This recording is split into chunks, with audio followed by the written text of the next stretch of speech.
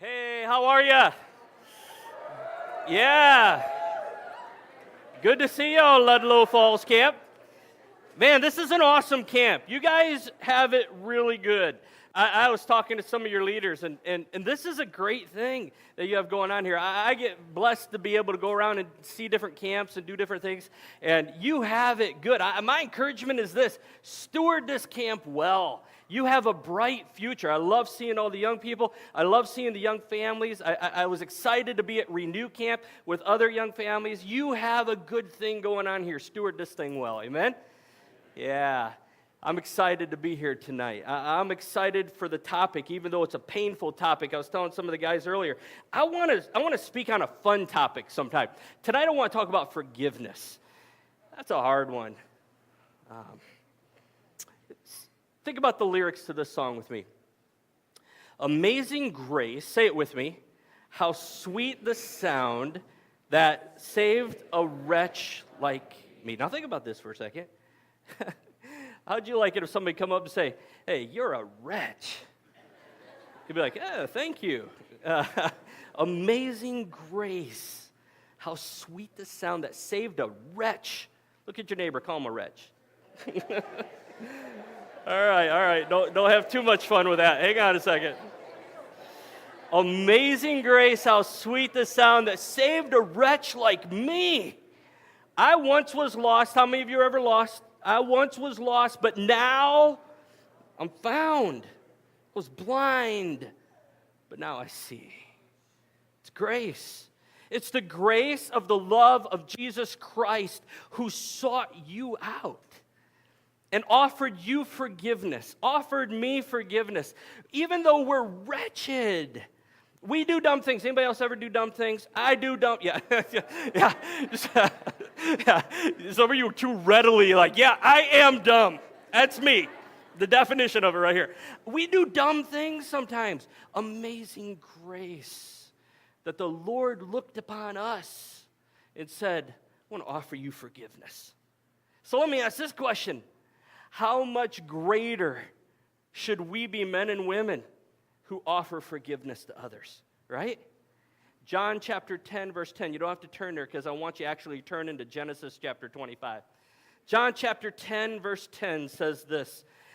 The thief, he comes to steal and kill and destroy. That's the enemy of the Lord. He comes to, and he seeks to kill and to steal and destroy. I think the one way that the enemy seeks to destroy is through relationships. If he can get a wedge in a relationship and get people at odds with each other, I think that's a way that the enemy just distracts us from the thing the Lord wants us to do in our life.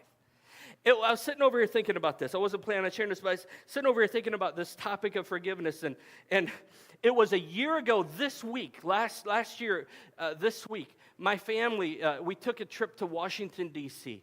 I love government. I have a son that loves government and politics and stuff like that, and all the history and stuff. So we decided, let's go out there and check this place out and experience it. And so we were out there. Well, if you remember right, it was this time last year that the government, the Congress was debating health care. It was a big issue. It was a big riled up issue. And Washington, D.C. was ablaze with politics, and as if it isn't always. But it was really on fire with all the politics. And my daughter and I, we both really like photography. And so she's 15, she's redhead, she's got everything that goes with a redhead personality. She's a fiery girl, the joy of the Lord, but she's a fiery girl. And so we decide one night we're going to wander out to Capitol Hill. It's 11 o'clock at night. Congress is still debating health care. It went on until 2:30 that morning. We decided, let's walk up there. We drove a little bit, and we walked up to Capitol Hill, and we wanted to start taking some nighttime pictures. And so we're up on Capitol Hill, and there's all kinds of protests going on. There's cameras all over the place capturing these protests. And so she's like, hey, what do you think they're arguing about? And so we walk over to this protest, and she says, hey, Dad, after we're listening for a while and people are all fired up, she says, are they for us or are they against us? I said, I don't know. Let me listen for a little bit. Brennan, they're not for us. They're against us. And she says, Dad, I'm fixing to start yelling. And I'm like, let's not. Let's just go take some pictures. You look at government. It doesn't seem like just everybody's upset with everybody today. Somebody's just mad at somebody. Government, our politicians are just mad at everybody. Somebody's mad at everybody. And everything is going on. And people get so riled up so easily about so many things. But here's the situation as I see it. That attitude has creeped into the church. Now, probably not the East Central region, right? But it has creeped into church where people are just wild. We're wired. We're high-strung to where somebody hits our hot button and says, oh, let me tell you, all right? I'm fixing to set you straight. And we get upset with each other.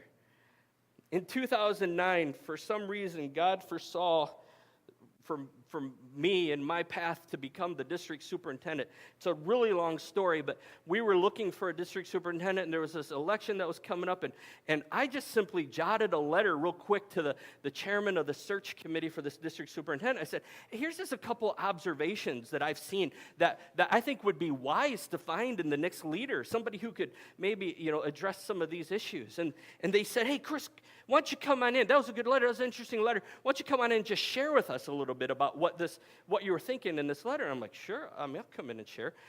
So I did. I sat there, and I left there, and within about 20 minutes, my phone rang. And I said, yeah? And they said, hey, we want to know if you'd be our district superintendent. I'm like, what? Are you kidding me? No, I just wrote a letter. I don't want the job. No, I do not want the job. And they said, can you tell us tomorrow? I'm like, no, I can't. Are you kidding me? 35 years old. I don't know what I'm doing. I do not desire this job.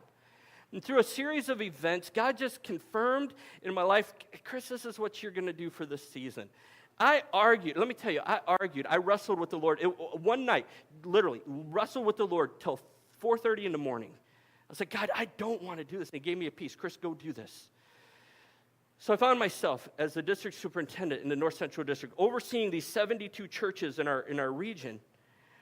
And I remember waking up on day one of the job, and I looked over at my wife, and I said, Shauna, I have 1,460 days left in this job.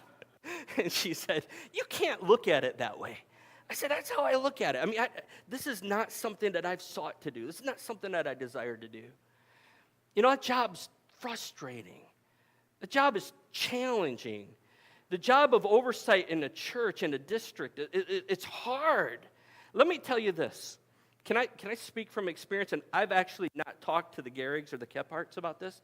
Can I tell you this? I don't know exactly what they deal with other than I stood in that role for a season. That's a hard job.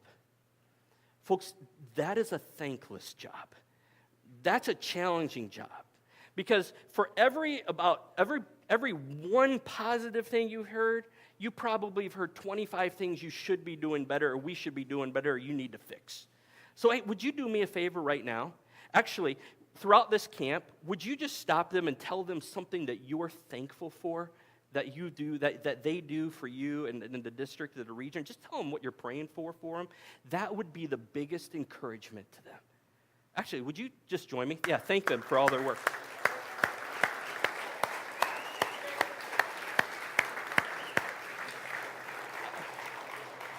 So I find myself in this job, and I tell people, honestly, I think that the job of a regional superintendent is about 90% conflict resolution. And so people call up I get tired of answering the phone after a while. Like every phone call was like, hey, can you come fix this? This is a problem. This is broken. And I was at a church, and I was speaking, and the church was going through some conflict, and somebody came up to me just after I was walking off the stage, and they said, hey, Chris, I'm like, yeah? They said, there's a fight going on the front porch, front walk of our church. And I'm like, come on. They're like, no, serious. It's two elders in the church that are fighting. I'm like, are you serious? I walk out there, no joke, they're punching each other. I'm like, I'm small compared to them. I'm like, come on. What are you doing? Crazy. We find ourselves dealing with conflict. That a number of times that we were finding churches that were in conflict, we would sit down and we would interview them and say, what's the issue? What's the issue? And so we sit down and they would say, the issue is, I'm not really sure. Our friends were offended at one point, and they're mad about this, and all these conflicts just going on, and people lost track of why they were even upset. Here's what I know. The enemy seeks to steal, to kill, and destroy. And if he can divide us, he's winning the game, isn't he? How much of a value is forgiveness for a follower of Jesus? I think it's pretty critical. The Bible tells us we wrestle not against flesh and blood. And so tonight what I want to talk about, you can see it here on the screen, and over the next 2 nights that I get to be with you, we're going to talk about a fork in the road. Now, a fork in the road, you have them. I saw them as I was driving around here. So it's a place where you come to a spot in the road and you have a choice to make. Am I going to go left or am I going to go right? What's the direction I'm going to do? You can't go straight because there's no road there. You got to choose. Am I going left or am I going right? Now, I was driving down here and I was trying to listen to my phone tell me how to get here, and I was confused because my phone was a little delayed on telling me what to do. And so I came to this fork in the road. I was on the expressway, and I came to this fork in the road. Is this the exit or is the next part of the exit? I don't know where I'm going. And so I got to this point, and I kind of slammed on right there into the median. You ever done that before? And you're like, I don't know which way to go. Let's come into a fork in the road. Well, I think in our spiritual life, we get ourselves in forks in the road situation. And tonight what I want to talk about is this topic of grace versus bitterness. It's a choice. Am I going to choose grace or am I going to choose bitterness? I want to look at the story of Jacob and Esau. If you have your Bibles, turn to Genesis chapter 25, and we're going to do some reading out of the Word tonight. Genesis chapter 25, we're going to spend the next 10 minutes or so just kind of looking at the Scripture. So join me here, Genesis chapter 25. Let's start with verse 19. It says, "This is the account of the family line of Abraham's son Isaac. Abraham became the father of Isaac, and Isaac was 40 years old when he married Rebekah, daughter of Bethuel, the Aramean from Paddan Aram, and the sister of Laban, the Aramean. Isaac prayed to the Lord on behalf of his wife because she was childless. The Lord answered his prayers, and his wife Rebekah became pregnant." Now, this is a huge deal in this culture. To be childless in this culture was big deal. So what we see is Isaac beginning to pray, God, would you do something? Would you help my wife? And she becomes pregnant. It says there in verse 22, the babies jostled each other within her, and she said, "Why is this happening to me?" And some of you ladies who have been pregnant before, you understand the jostling in ways I have no idea. But I remember we have 2 kids, and our firstborn is very chill. He's a very chill kid. And every once in a while, my wife was trying to figure out, he's still moving in there? What's the deal? Our daughter, man, she's a pole vaulter now. She was like pole vaulting in the womb because you could see she would push back. There was jostling going on in Rebekah's womb.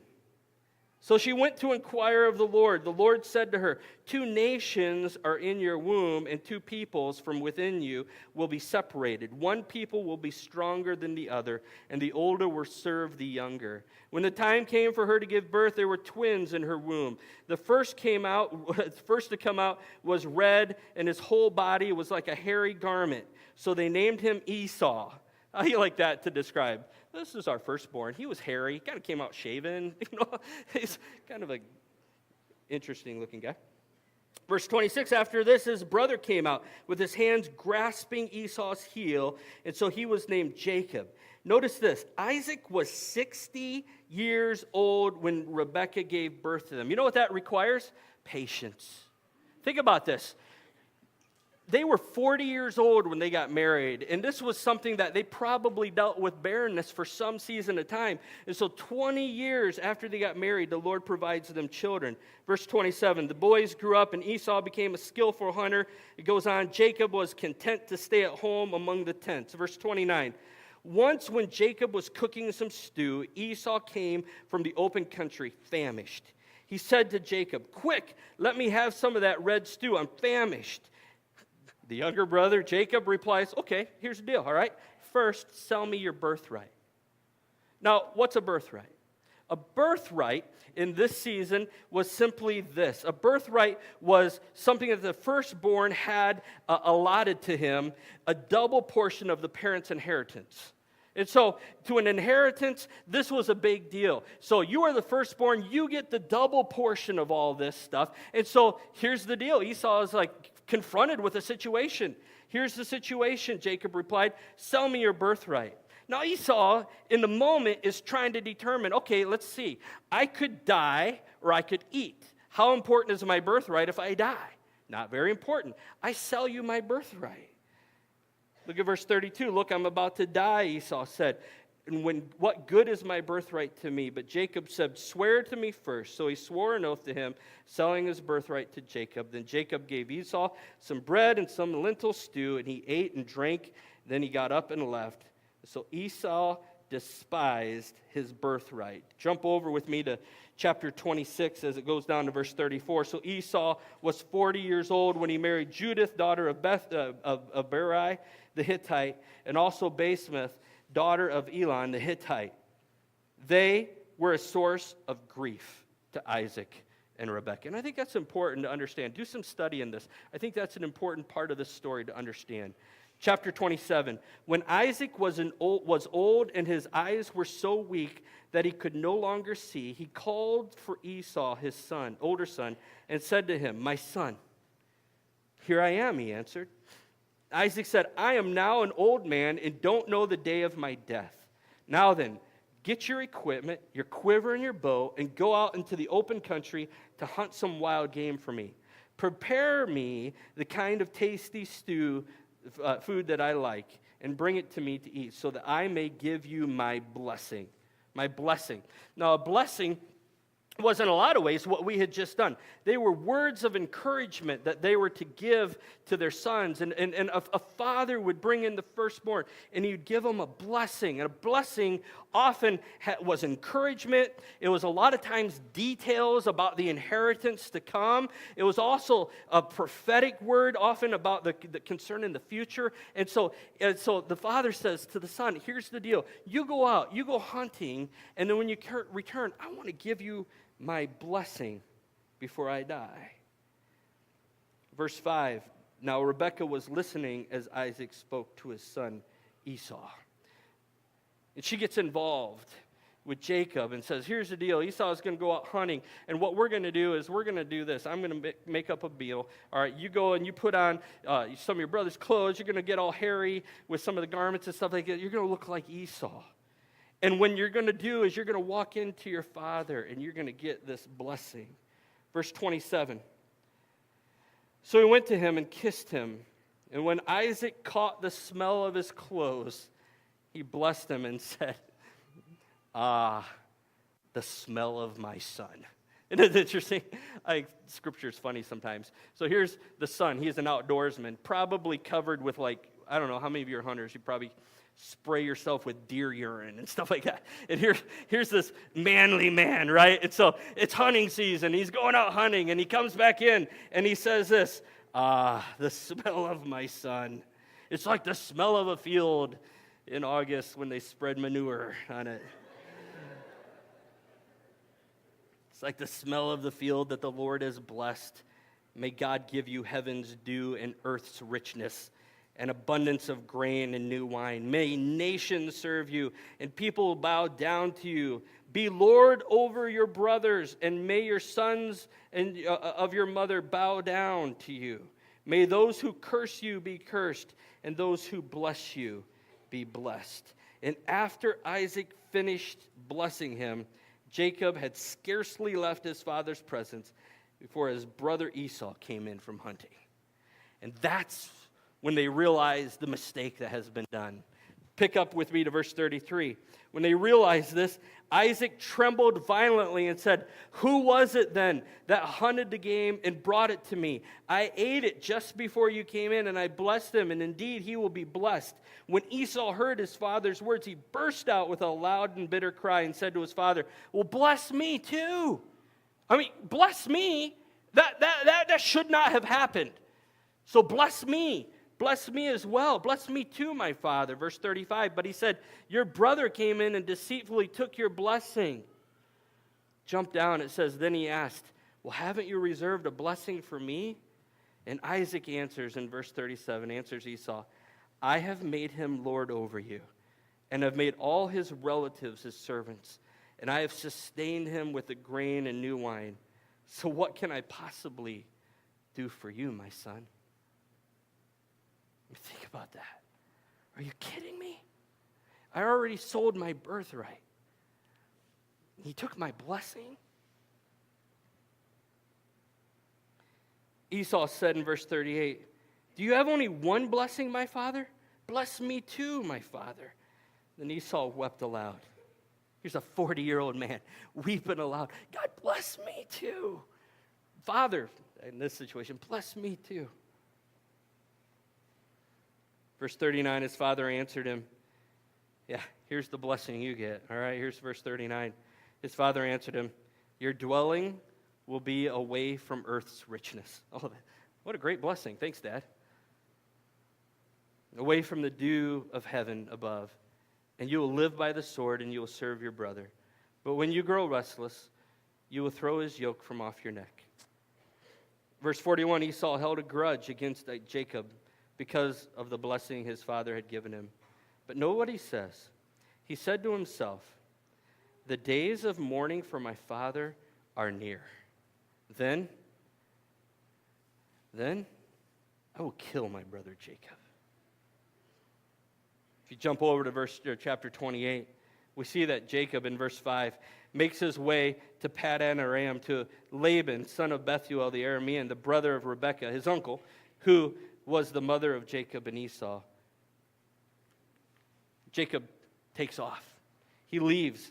And there's a long season of time that passes.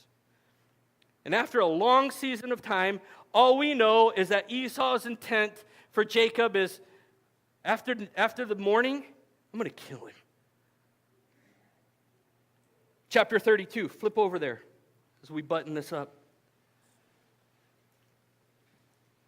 Jacob is preparing to return after years and years of being gone. Jacob is preparing to meet Esau. Verse 3, chapter 32, verse 3. Jacob sent messengers ahead to his brother Esau in the land of Seir, in the country of Edom. He instructed them, this is what you are to say to my lord Esau. Your servant Jacob says, I have been staying with Laban and have remained there until now. I have cattle and donkeys and sheep and goats and male and female servants, and now I'm sending this message to you, to my lord, that I may find favor in your eyes. And when the messengers returned to Jacob, they said, we went to your brother Esau, and now he's coming to meet you. That sounds great, right? And so Jacob's like, all right, so here's the situation. I realize I hadn't done some things really good. Maybe it didn't win friends and influence people, right? And so he says, I'm going to send messengers ahead, and I want to pave the way for these things. I got sheep, I got donkeys, I got cattle, and I just want, I want to kind of bridge the gap from what's fixing to happen here. And so they return and they say, here's the deal. We went to your brother Esau, now he's coming to meet you, and 400 men are with him. Now, what's Jacob to feel like? Oh, man, this isn't going to be good, right?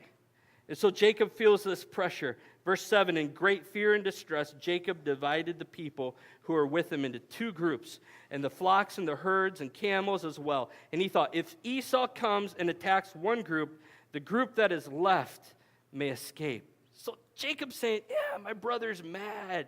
He's bringing now 400 people with him. And so the wisdom here is to divide and conquer so that I'm not completely wiped out in this situation. And then we'll end with chapter 33. Flip over. Jacob looked up, and there was Esau coming with 400 men. So he divided the children among Leah and Rachel and two female servants. He put, the manly man that Jacob is, he put the female servants out front with their children in front. Leah and her children next, and Rachel and Joseph in the rear. So he really put them in order of priority. All right, so if something's going to happen, let it happen to the female servants first, and then this one, and then this one, and I'm going to stick in the back. Verse 2, he put the female servants and their children in front of Leah, and so on. Verse 3, he himself went on ahead and bowed down to the ground 7 times as he approached his brother. But Esau ran to meet Jacob and embraced him. He threw his arms around his neck and kissed him, and they wept. Then Esau looked up and saw the women and children and said, "Who are these with you?" he asked. Verse 8, Esau asked, "What's the meaning of all these flocks and herds that I met?" I think it's interesting when you look at this story. Jacob is preparing for the worst. This is the response. Esau's mad at me. Esau is going to respond in a horrible way. He's bringing 400 people. He could attack me. This could be a terrible thing. I'm going to divide and do all these things. I have no idea what his response is going to be. And so he sends all those waves. But Esau's response was what? He took the bitterness, "I'm going to kill you." And he took the bitterness, and Esau met Jacob with grace. In that moment, Esau met Jacob with grace. There's a verse that's up here on the screen. It's the book of Hebrews, chapter 12, verse 15, and it says this: "See to it that no one falls short of the grace of God, and that no bitter root grows up to cause trouble and defile many." Here's what I want you to think of tonight. I want you to think of a name. Possibly there's somebody in your life that's hurt you desperately, hurt you deeply. Maybe there's that person that just annoys the crud out of you. It's that person that just drives you crazy. It's the person that causes you pain and hurt and frustration, and they're the thorn in your side. See to it that no one falls short of the grace of God, and that no bitter root grows up to cause trouble and defile many. It wasn't too long ago, I was reading through some different articles about grace, and I came across something that Rick Warren said about this, and I thought it was interesting. Listen to what he says. If you're still holding on to resentment, he says, then somebody is controlling you. He says, have you ever said to somebody, "You make me so mad"? What you're admitting at that point is that you are controlling me. And the only way to get this person out of your mind and your heart and not controlling you anymore is to heal it with grace. But not just any grace. Heal it with God's grace. Bitterness is contagious. Have you seen it? Bitterness is contagious. You get around a bitter person, and before you know it, you start figuring out things to be all honked off about too, right? You're like, "Oh man, are you kidding me? Yeah, let me pile on. I can do you one better. This is something else that bothers me." Bitterness is contagious and actually can become generational. There's only one way to break it, and that's heal it with grace. If we don't have God's grace in our life, He will make us bitter. Why? Why? Because life isn't fair. How many of you know life's not fair? It's not. Why is life not fair? Because sin's in the world. My goodness. You don't have to go far to turn on the news and you see there's all kinds. How many school shootings were there this year? You know, we get on cable news, you get on the news, and everybody's talking about these shootings, and they're saying, here's how we're going to fix this. We're going to fix this because we need more guns. We need more guns. We need less guns. We need teachers to have guns. We need schools to be armed. We need better parenting. We need more mental health. We need this. You know what we need? We need to call it what it is. It's sin. It's sin. And the way we heal it is with the Lord. We will never solve this problem until we heal it with grace.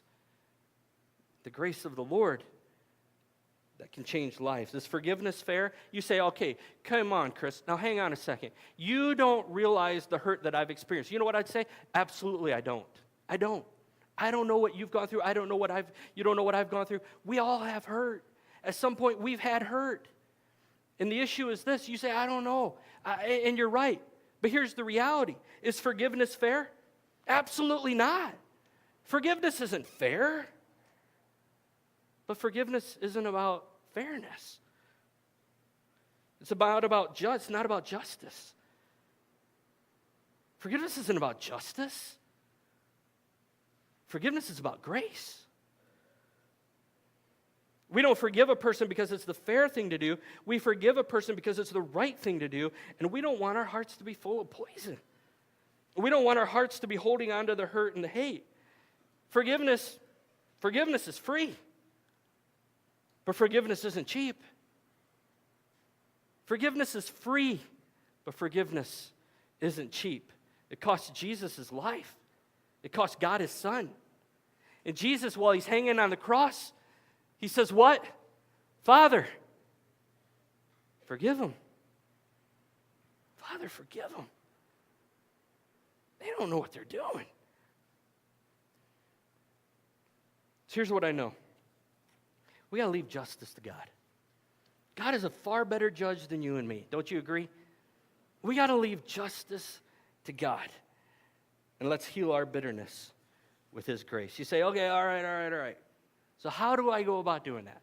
How do I forgive and heal bitterness with grace? Well, let me give you a couple ideas. First is this. You see it up on your screen. The first is simply this. Forgive. How do you forgive? Well, here's forgive. Let me explain forgiveness to you, okay? Forgiveness doesn't mean pretending that everything's okay. You see, sometimes we go, oh man, I can't pretend it's okay. I can't forgive them because you don't understand the hurt I've done. And I can't have this encounter with them and feel like everything's okay because it's not okay. Well, here's the reality. To forgive doesn't mean you're saying everything's okay. It doesn't mean that we forget the hurt either. St. Augustine said this, and I think he said it very well. St. Augustine simply says this, is quoted as saying, forgiveness is simply the act of surrendering our desire for revenge. Forgiveness is simply the fact of surrendering our desire that says, when I see this person again, I'm going to pummel them. I'm going to get revenge. Forgiveness is setting that aside. Say, God, I'm going to let you deal with this. Forgiveness stops picking at the scab in order to allow healing to genuinely take place. You ever have that wound? That's gross, I realize it, but it's a reality. You ever pick at it and it just keeps opening up and it gets to festering? It never heals properly. I thought it was really interesting. Just today, Kent and I went to a coffee shop in town, in Troy, somewhere over there. We went to a coffee shop, and I was reading an article. I was online, and it was an article about James Garfield, and I jotted it down in my journal. I thought it was really interesting. In 1880, James Garfield was elected President of the United States. Listen to this. But after only 6 months in office, he was shot in the back with a revolver. He never lost consciousness. At the hospital, the doctor probed his wound with his little finger. I mean, can you imagine that? How healthcare has changed today for the better. Aren't you glad? So he's like, this is the President of the United States. There's a bullet in there. Let me figure out how I can get in there and get to this thing. So the doctor's probing his finger into the wound in search of the bullet, but he couldn't find it. So he tried a silver-tipped probe. Still, he couldn't locate the bullet. So they took Garfield back to D.C., where they tried to keep him comfortable. And teams of doctors looked and tried their best to stick their hands in there and figure out where the bullet was. To no avail. Garfield began to grow very weak. And in desperation, they called Alexander Graham Bell, who was working on this little device known as the telephone at the time, with some of the magnets and such like that, to see if he could somehow locate the bullet. And he came and searched, and he too failed. The president hung on through July, and the president hung on through August, and then in September he finally died. But it's interesting to me this. He did not die from the wound itself. He died from the infection that existed. He didn't die from the wound. He died from the infection. The repeated probing, which the physicians thought would help him, eventually killed him. And so it is, too, with people who dwell too long with bitterness and refuse to release it to God. You see, it's not the initial wound. It's the infection of bitterness that captures us, isn't it? So how do you heal bitterness with grace? Forgive. I didn't know how to say the second part to this, so I just said it like I would say it. And I think this is the second way you heal bitterness. Shut up already.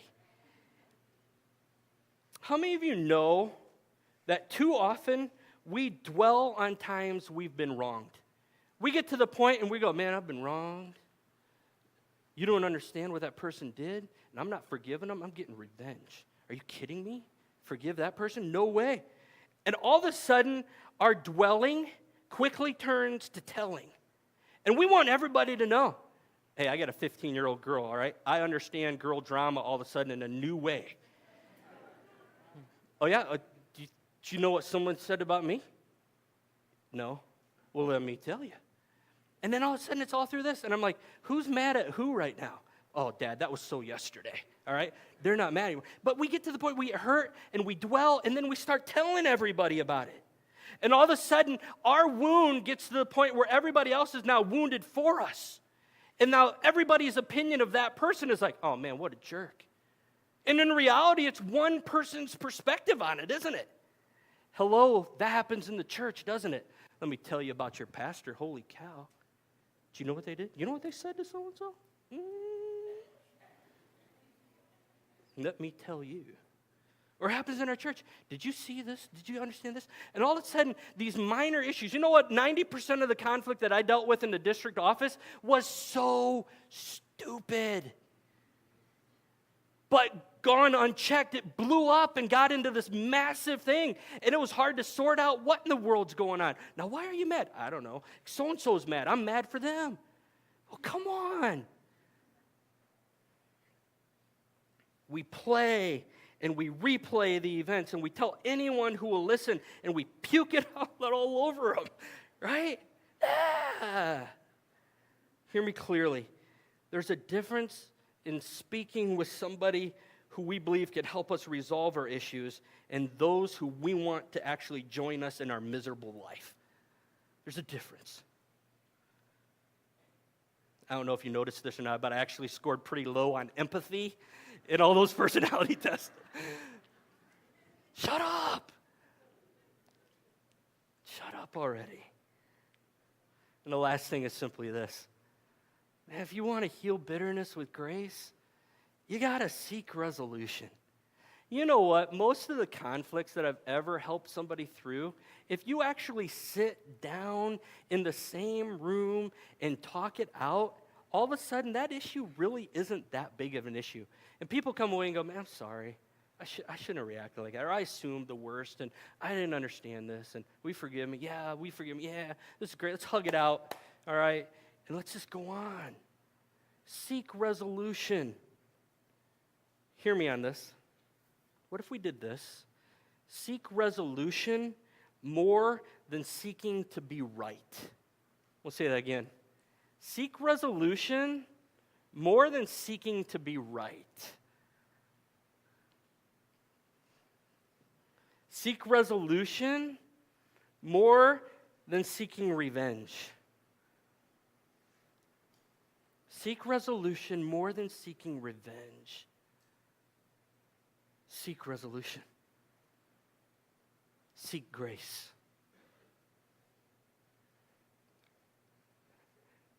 While I was sitting in the coffee shop, I read another story.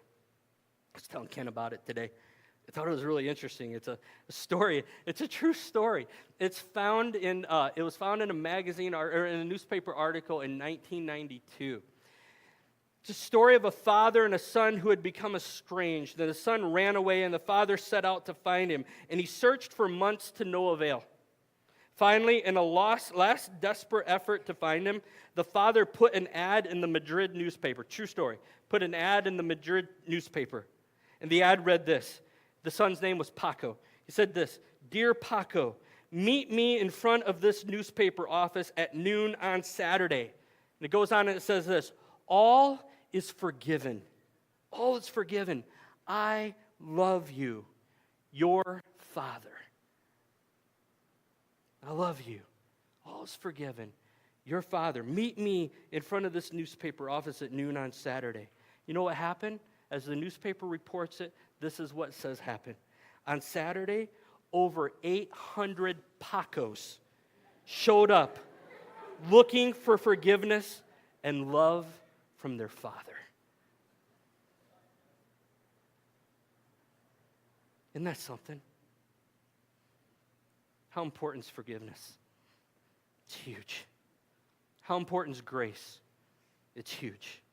We wrestle not against flesh and blood, but against principalities and powers and against rulers of darkness of this world, against spiritual wickedness in high places. Ephesians chapter 6, verse 12. We wrestle not against flesh and blood. The thief seeks to steal, kill, and destroy. And one way that he does this is distract us with the hurts that we have in our life. And one way that we can solve this and move beyond it is to heal it with grace. What's that require of us? To forgive. Forgive doesn't forget the hurt. Forgive simply is this, as Augustine said. It seeks to give up the ability to seek revenge. It says, God, I'm going to heal this with grace. Lord, you move. God, you move. Stand with me, will you? Ask the band to come. Here's what I want to challenge you with tonight.